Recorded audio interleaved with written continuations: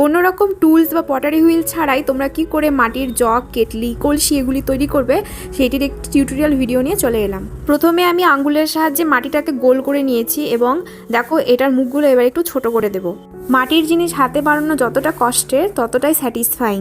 এরপর দেখো এর শেপটা তৈরি করার জন্য আমি উপর থেকে আরও মাটি দিয়ে এটাকে আরও উঁচু করব, যেহেতু আমি আজকে একটি টি কেটেল বানাবো। এরকম টি কেটেল আমি প্রথম বানাচ্ছি, এর আগে আমি কোনোদিনও বানাইনি, তাই খুব নার্ভাস ছিলাম যে কেমন হবে। তোমরাও এইভাবে বাড়িতে ট্রাই করে একটি সুন্দর টি কেটেল বানাতে পারো। একটু একটু করে মাটি দিয়ে দেখো এটাকে ভালো উঁচু করে ফেলেছি। এবারের মুখটাকে আবার সেই সেমভাবে ছোট করে দেব।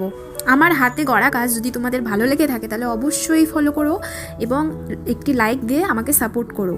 কেটলির মুখটা দেখো আমার ছোট করা হয়ে গেছে। এখন আমি কেটলির গায়ে যেখানে এবড়ো থেবড়ো অংশ আছে সেগুলিতে এক্সট্রা মাটি দিয়ে একটু সমান করে দেওয়ার চেষ্টা করছি। এখন এটাকে দেখে মনে হচ্ছে এটা আবার কী জিনিস, কিন্তু শেষে গিয়ে এই ফিনিশিংটা যা হবে না তোমরা একদম চিনতে পারবে না। কেটলিটিকে সমান করে নিয়ে আমি সাবধানে পাশে রেখে দিয়েছি। এখন এর নলটিকেও বানিয়ে নিচ্ছি।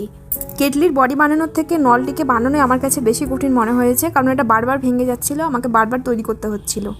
যাই হোক, সেই সব ক্লিপ আমি ডিলিট করে দিয়েছি, নাহলে ভিডিওটা অনেক লং হয়ে যেত। ছুরি দিয়ে কেটে আমি এটাকে আরও ভালো করে সাইজ করে নেব, যে দেখতে আরও ভালো লাগে। তোমরা নেক্সট ভিডিওতে কী বানানো দেখতে চাও সেটা অবশ্যই আমাকে কমেন্টে জানাও। নলে যে এক্সট্রা মাটিগুলো আছে সেগুলোকে আমি ভালো করে কেটে নিচ্ছি। এবার খুব সাবধানে নলটিকে কাঠির মধ্যে থেকে বের করে নেব। বের করার পর দেখলাম মাটির একটা টুকরো ভিতরে আটকে আছে, তো ভাবলাম যে সেটাকে পরিষ্কার করে দেই। এবার কেটলির গায়ে একটি তারের সাহায্যে আমি ছোট একটি ফুটো করে নিচ্ছি এবং সেটাকে ধীরে ধীরে বড় করব।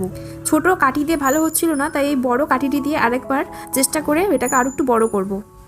নলটিকে কেটলির সাথে জয়েন করানোর জন্য একটু কাদামাটি দিয়ে নিচ্ছি। এটি দুটোর মাঝে আঠার মতো কাজ করবে। এবার ঠিক মতো বসিয়ে নিয়ে নলের গায়ে যে মাটিগুলো আছে সেগুলোকে আঙ্গুলের সাহায্যে কেটলির সাথে জয়েন করে দিতে হবে ভালো করে।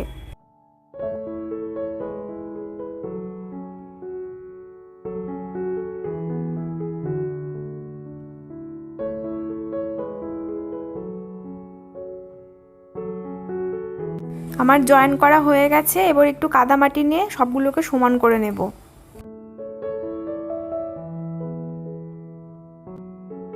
এবার সবশেষে এর হ্যান্ডেল লাগানোটা বাকি ছিল, তো সেটাও লাগিয়ে দিচ্ছি।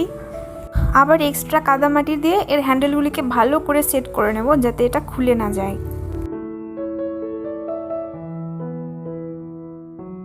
ওহো, আর একটা জিনিস বানাতে তো ভুলেই গেছি, সেটা হচ্ছে ঢাকনিটা। চলো সেটাকেও চটপট বানিয়ে নেই। প্রথমে একটু মাপ দিয়ে নিলাম, তারপরে এটাতে একটু ডিজাইন করে নিলাম যাতে একটু দেখতে আরও সুন্দর লাগে।